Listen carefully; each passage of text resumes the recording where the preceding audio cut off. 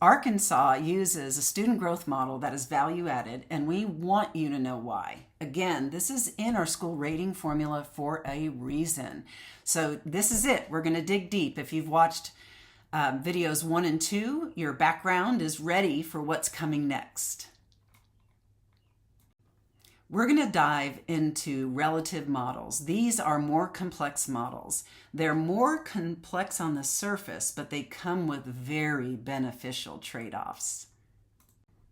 As I've mentioned, I've been doing this work for over 20 years. I think I'm going on 20, I'm almost to 22. And Arkansas actually looked at several versions of relative models back in 2012 to 2014. This included several versions of the most popular growth model, which is the student growth percentile.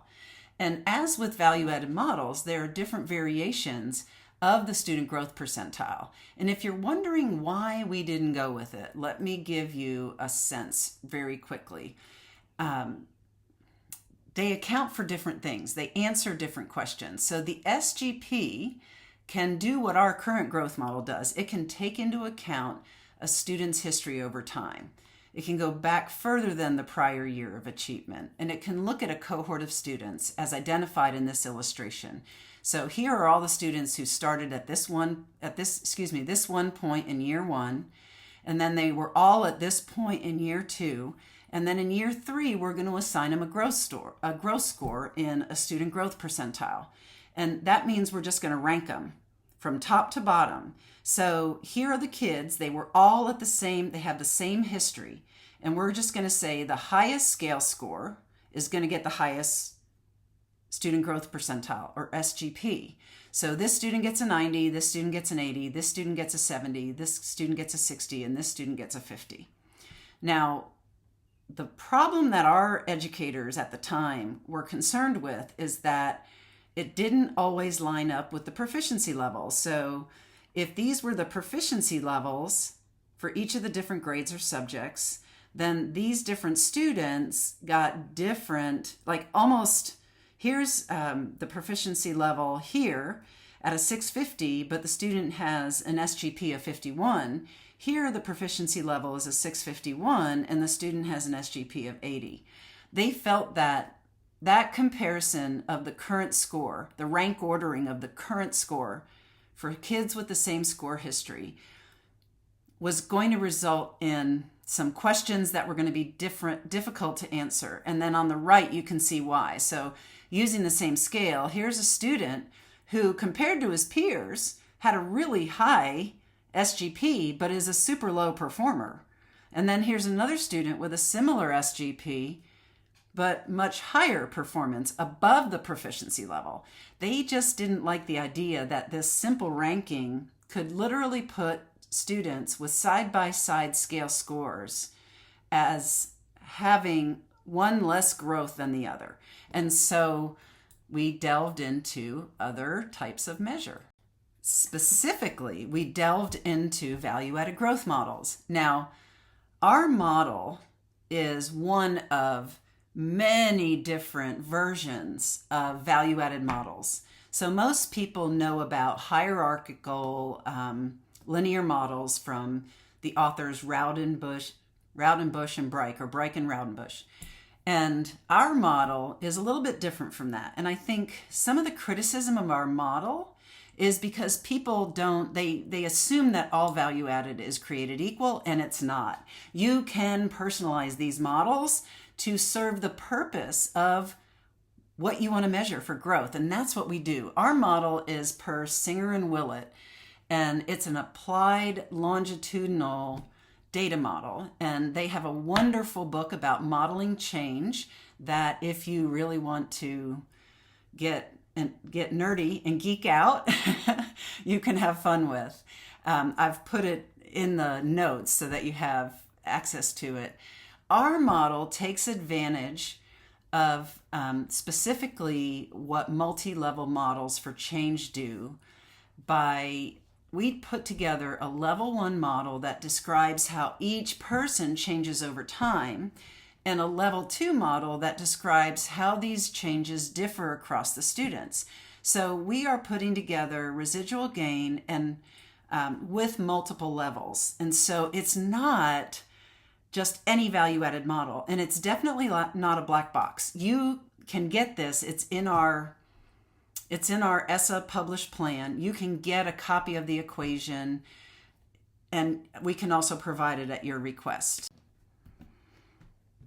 In a black box, you don't know what the inputs are, and you don't know what and you don't feel good with the outputs if you don't understand the inputs. In Arkansas, this is transparent. Our model for change at level 1 describes or controls for how each person changes over time. That's their score history. You can get the score history for students. You can see that. That's transparent. At level 2, it describes how these changes differ across students, and it allows us to enable differences in where students start and how they grow. Even within longitudinal growth models like what we're using, there are a number of different ways that you can run them, and I'll explain as we go.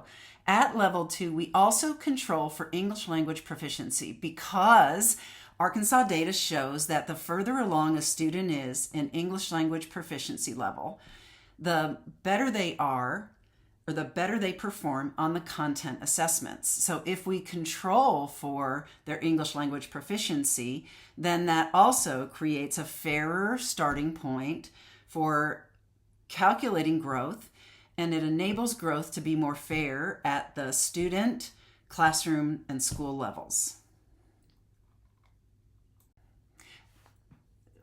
Why is this important? Now, I've mentioned in the second video that we know prior achievement is strongly correlated to current achievement. So controlling for this within the student provides the current school and teacher with a fair starting point, and it allows us to tease out the effect of the school and the teacher. The value tables really don't do this. They provide a false sense of impact on student learning. The other advantage to this model is it doesn't ignore reality, right? So reality is super important. It considers the fact that students in and of themselves have this history. They come with all these different things that influence their achievement. Students are nested, scores are nested within students, meaning the student arrives in your classroom and you have this whole history, good and bad, advantage, disadvantage, whatever you want to call it. That is the student when they come to you. Then those students come together in a classroom, and they're clustered within a classroom, and so they have an influence on each other. And then those students in that classroom are also within a school, and where they are in school has an influence on them. And so our model takes all of this into account. And this is important because we need to control for what the student comes to us with, the fact that the student is not learning in isolation, and that the school is not serving students in isolation. All right, this is my number one piece of evidence for why I don't like those simpler methods of measuring change in achievement. The relationship between prior achievement, this is the 23 ACT score, this is the 24 Atlas score, and you can see that there is this incredible relationship. 0.72, 0.70, 0.70, that's across all grades. It gets stronger at some grades than others, but I just did a quick example. That's a strong correlation. What does a strong positive correlation mean?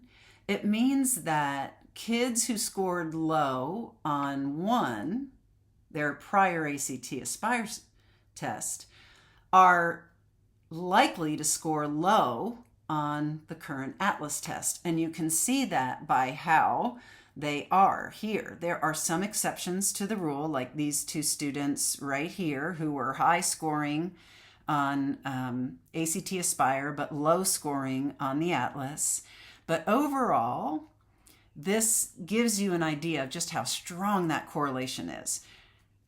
Who you start the year with is likely to impact your class or school value table score for the year because it doesn't control for prior achievement. The value-added growth model that Arkansas uses controls for this relationship and removes it completely. So in a gain score or a value table or a growth to proficiency, your class and school composition matter. They bias your score for the current year. Keep that in mind when I show you the next slide. Now, this is my blob effect slide, and I have been using this for years, but this is what prior achievement, here's the ACT Aspire score, students with low ACT Aspire scores, students with high ACT Aspire scores, and then this is the growth score. Negative at the bottom, positive at the top. This is actually ELA grade 5. This is just one grade level that gives you an example of how all the grade levels look. Look at this correlation. Remember the correlations with achievement? They were in the 0.7s. These are at 0, basically. A 0.05, a 0.01, and a 0.03 are effectively considered 0 relationship, meaning all students have the opportunity to demonstrate growth and achievement regardless of the level that they had when they started the year. Why is this so important and worth the complexity? It's important because schools don't control who they serve. They don't choose who comes through their doors. A lot of times it's neighborhood schools. It's other kids in your neighborhood, another piece that our model kind of controls for. In non-technical terms, this means that your growth score is not biased by your students' prior achievement or who is assigned to your classroom. That's incredibly critical if we want to be fair. So why is it important to measure growth this way? I'm going to give you more details and actual data from Arkansas to explain. Both the SGP and Arkansas's growth model control for all that variation in achievement within the student and between students. On the right, you see an ELA score history for students from 2021 to 2024. It's about 500 students because they get really crowded if I don't just choose a sample. But you can see that some students are on a steady incline, some students are on a steady decline, unfortunately. Some low-performing students are growing as much as some high-performing students. You can also see where some students go up and then go down. They go up and then go down, or they go down and then they go up and then they go down. I mean, it is really very varied. Now, that word is going to become important in the next few slides. So think about that. What I love about our model that cannot be understated is that it controls for all the things that influence a student before they get to you. That means it controls for opportunity to learn in the student's past. It controls for actual learning in the student's past. And these other factors, what are the other risk factors? Poverty and other demographics that might actually have an impact on their prior achievement, but not on what you can do in this current year to grow them. So this is critically important to why the trade-off for complexity is the effect of what we can actually measure. This means students who come to you with language learning needs, learning difficulties, behavior, motivation, sense of self-efficacy as a learner. You want a growth score that doesn't come with all the baggage from the past or the disadvantage or advantage of the past. You want one that focuses on the efforts that you provide in the year that you have with your students. Again, I'm going to go deeper and I'm going to give you an illustration and then give you some data. So gain and categorical models assume that students are starting, actually not at the same starting place, but they are growing at the same rate from wherever they are. And that growth from one year to the next is the same across subjects, grade levels, and students. Now you can adjust for that, like I said, but it adds to the complexity of those models. Arkansas's model is personalized. All of those factors I mentioned, behavior, students' prior learning, their learning difficulties, all of that comes to you, right? So that means that students start at different places, like you see over here on the left. So this student is starting here, a little bit above the average of other kids. These two students are starting below, and even at below, they're starting at different points, right? So that also, the fact that kids come to you with different backgrounds also means that they might grow at different rates. So this student who started might grow at a higher rate. This student might grow at less of a rate, and this student is actually growing more than this student here. So we want a model that accounts for this fact. It's critically important. How students in the state are doing at a particular grade and subject. I think this is where people get confused. So we have a model that is technically called random, meaning we allow in the growth model, the longitudinal model, for students to start wherever they start. We don't force them to this average that you see here with the purple arrow. Some value-added models do that, and that's where all this criticism of winners and losers and black box comes from. Our model doesn't do that. Our model is, it is sensitive to the fact that kids start at different points. That's not easy. And then we also add in that students aren't growing at this average rate. We don't do that. That's where, again, I think some of this criticism about winners and losers is coming from. But our model allows for students to also grow at different rates. It is looking at all this data and all this variation within the students, where they start, how they grow, and it's coming up with that information. It's coming up with the most precise prediction of where we think the student will be in the current year. Now, that reality informs the expectation, which is what makes this a strong model. We actually use the distribution of how all kids are doing to understand what is reality. This helps the model adjust for realistic expectations. We shouldn't expect this student who started here to go off the charts to scores that can't be earned. We need to use the reality of how students are performing to adjust that expectation so that it might level off a little bit as the student gets further along. Think about this. I'm going to talk more when I show you the actual data.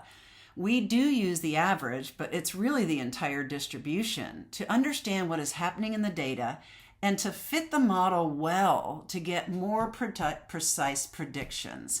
And this is technically random slopes and random intercepts versus fixed effects. Don't worry about those words ever again, but it's a technical detail. Again, it's a complexity that provides even more personalization and fairness to these scores. So let's take a look at this in a real random sample. So I randomly sampled by grade and achievement level of the student going into the growth model. And I've taken a random sample of algebra student score histories for 7th grade, 8th grade, and 9th grade. That means my 7th graders have an ACT Aspire math score for 6th grade, 5th grade, and 4th grade. And then my 8th grade students have a math score from ACT Aspire from 7th, 6th, and 5th. And then at 9th grade, it's an ACT Aspire from 8th, 7th, and 6th. So when you look at these, you can notice that students are all over the place. So if we were to use a model that assumed a simple linear progress that was equal across grades and subjects, it would definitely not match reality. And it would give you this false sense of something, but you would not have the control you think you have, because that's just not the reality. Our data are the reality.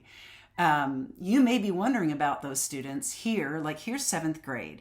And you can see these students who are just going down, particularly from the prior year. Maybe they're just kind of staying the same across time. And then all of a sudden they start to go down. We dug into this because you don't see this the same way in 9th grade, and not because my picture is there. But the reason I think for this is when we were calculating growth for these students, we noticed that we had students in 7th grade algebra who were not at the ready level in their prior math score. or prior to math scores. And the same was true for some of our 8th grade students. So some folks are putting kids in like whole class into algebra as opposed to looking at their readiness for this type of acceleration. And that is hurting them. Number one, because the students didn't achieve, that level 3 in algebra, but also because those students weren't ready for algebra. And so it creates a problem for them to try and be successful. So literally the numbers are that roughly a quarter of grades 7 and 8 algebra students were not really ready for algebra when they were placed in it. Also notice that the algebra test for grade 9 is much bigger. We have more kids in grade 9. We have more movement up and down. And that reality is incredibly important. We need to really base our numbers on reality because we already have a measure against the criterion that were established in the Atlas assessment, and that's our achievement measure. I'm going to show you the same information. This is geometry, random sample of students, similar proportion out of the total number of students of taking this. This is 8th grade geometry, 9th grade geometry, and 10th grade geometry. You can look at this and really wonder why these students were placed in geometry. This is just their performance. This is their score histories. In 2024, this is how they scored in geometry. But my question is, why were they put in geometry in 9th grade if, in fact, this was how they were performing? So looking at these data is very informative to overall as a state. Over time, we're going to gather more data that we'll be able to publish about how do students typically grow, how many scale score points do students typically grow, depending on the grade and subject. And we'll be able to build that out parallel to the Atlas system so that it's actually informed by real change and not by arbitrarily assigned criterion that subdivide the performance levels.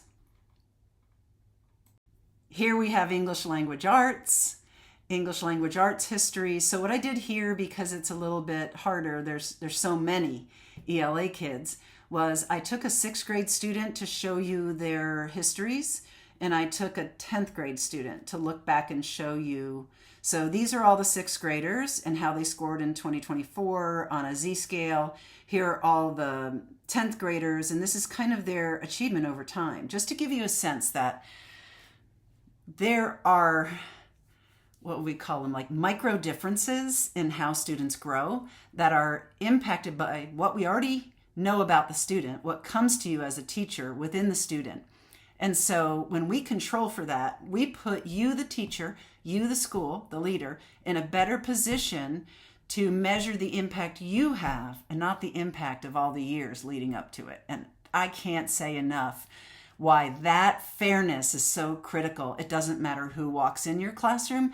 It matters what you do with them once you get them. It doesn't matter who's assigned to your school. It matters what you do with them in the year that you have them. Now, let's move this up from the student level to the school level. Notice on the left, we have the percent of students proficient, and this is the distribution across all the schools in the state for grade spans: elementary, which is number 1, number 2, the middle school, and number 3, the high school. And we can look at the ELA with ELP percent proficient. Notice high school is always lower. Well, and look at how low. Then let's move over here to the distribution of school percent met growth by grade span, same colors. And notice that in particular in math, this is what I meant earlier about the fact that our model adjusts for reality. Now, we know that in geometry mostly is impacting these high schools. Algebra and geometry, but geometry they're both very rigorous standards because we set those level 3 proficiency very rigorously. And so achievement tells you one story, but the achievement story is biased by all the baggage the student comes to you with, good or bad, advantage, disadvantage, etc. Now, when we look at growth controls for all of that. So even if you have a lot of low achieving students in geometry and algebra in a high school, If you grow them on the scale, you're going to see that in the growth. Our growth model captures growth that doesn't cross a line. And that is incredibly important when you don't control who comes to you. And again, I can't say that enough. Now, why, again, does this matter?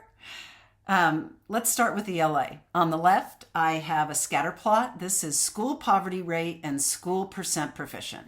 Notice the green line and how it has an angle.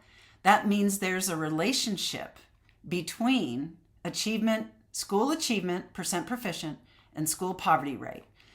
The correlation is a negative 0.67. So that's a strong correlation. And the negative means that higher values of school poverty are associated with lower percent proficient. It's very obvious. The higher your poverty over here, 100%, the lower the achievement.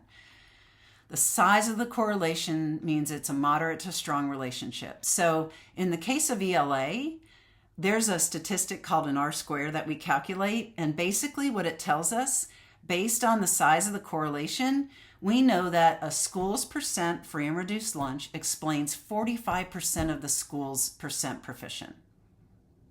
That's why we need a growth measure that doesn't give us the same information.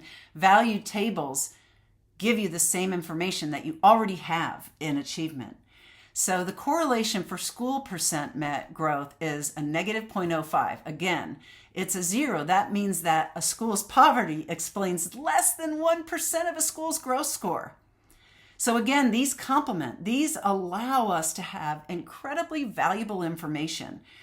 You know, a school is part of a larger system. Think about the fact that a school has only so much control, right? Then you have the district, then you have the state.